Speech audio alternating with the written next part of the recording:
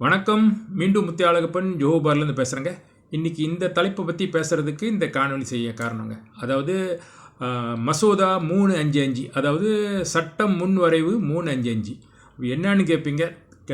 சிம்பிளாக சொல்லணுன்னா RUU 355, அதாவது ஷரியா லோ. ஓகே, இது எதுக்கு இந்த தலைப்பை திடீர்னு இந்த கட்டத்தில் நான் அதை கேட்குறேன்னா, அதாவது இந்த தேர்தல்ன்றது வந்து ரொம்ப நாள் இல்லை, சில மாதத்துலேயோ இல்லை ஒரு வருஷத்துக்கு அங்கிட்டோ நடக்கும்.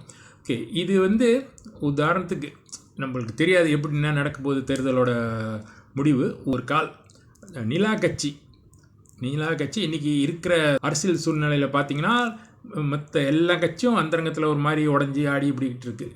இப்போதுக்கு ஸ்டெடியாக நின்றுக்கிட்டு இருக்குது நிலா கட்சி. ஓகே, ஏதோ ஒரு காரணத்தை முன்னிட்டு அவங்க வந்து அரசாங்கத்தை கைப்பற்றிட்டாங்கன்னு வச்சுக்கோமே.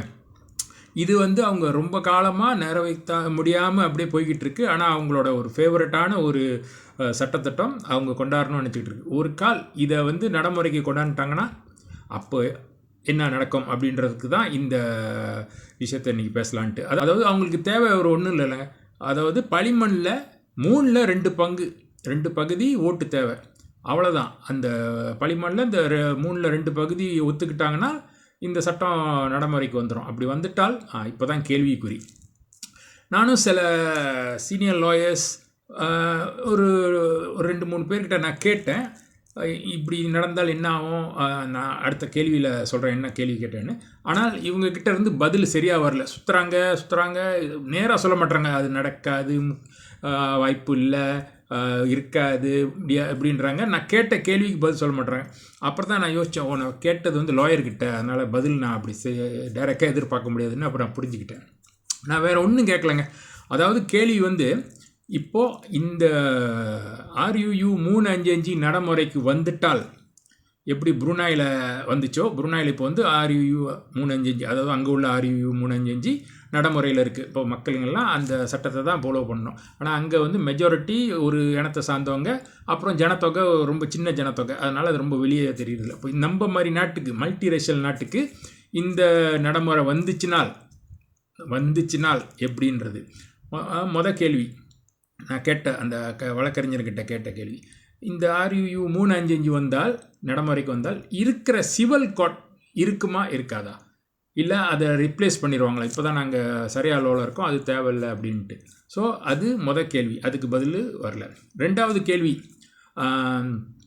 இப்போது ஷரியா கோர்ட் வந்துருச்சு, RUU 355 நடைமுறையில் இருக்குது. இப்போது நம்ம கேஸ், அதாவது நம்ம நான் முஸ்லீமோட கேஸை எப்படி, அதுவும் அங்கே தான் வாதாடுவாங்களா? ஓகே, அது ஒரு கேள்வி.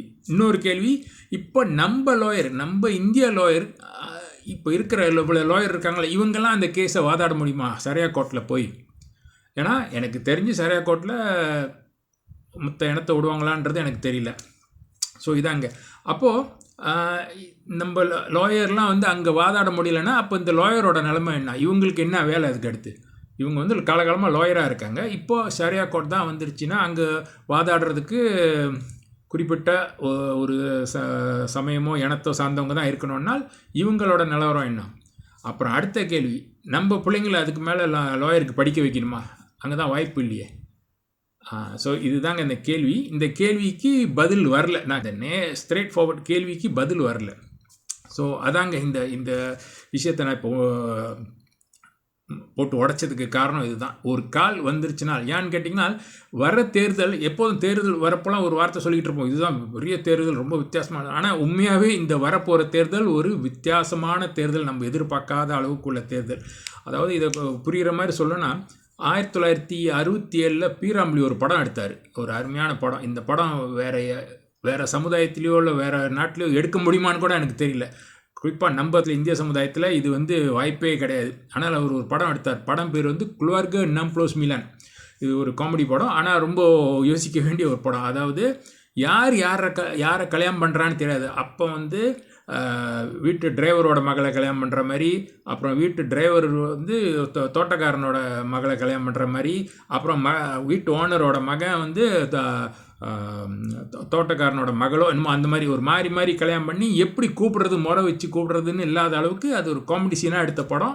ஸோ கிட்டத்தட்ட அதே தான் அடுத்த தேர்தல். ஏன்னா கட்சிங்களே உடஞ்சி பிரிஞ்சு போய் யாரை கட்டிப்பிடிக்க போகிறா நம்மளுக்கு தெரியல. ஸோ இந்த மாதிரியான ஒரு நிலை வரும். அதனால் இந்த வர தேர்தல் ஒரு வித்தியாசமான தேர்தல், நம்ம சந்திக்காத இவ்வளோ காலத்தில் சந்திக்காத ஒரு வித்தியாசமான தேர்தல்.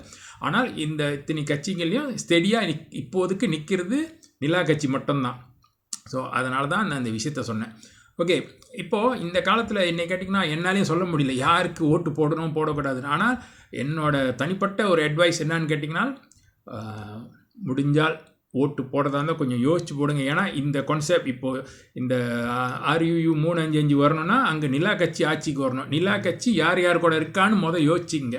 ஏன்னா நம்ம ஆளுங்க ரொம்ப பேர் தேர்தல் பிரச்சாரம் பண்ணிக்கிட்டு இருக்காங்க, இங்கே போடுங்க அங்கே போடுங்கன்னு. ஆனால் அவங்க மறந்துட்டாங்க, நம்ம கையை வச்சு நம்மளே கண்ணை குத்திக்க போகிறோன்றது சில பேருக்கு புரியல. சில அடிக்கடி வாடிக்கையாக வீடியோ போடுறவங்களுக்கு சொல்கிறேன், அவங்களுக்கு அவங்களுக்கு கிட்டத்தட்ட அவங்க ஒரு புரோக்கர்னால் என்னன்னு கேட்டிங்கன்னா, ஒரு பொருளை கையில் கொடுத்தா, ஒரு நல்ல புரோக்கர்னால் அவன் இந்த பொருள் மக்களுக்கு நன்மை இருக்கா இல்லையான்னு அதை யோசிக்க மாட்டான்.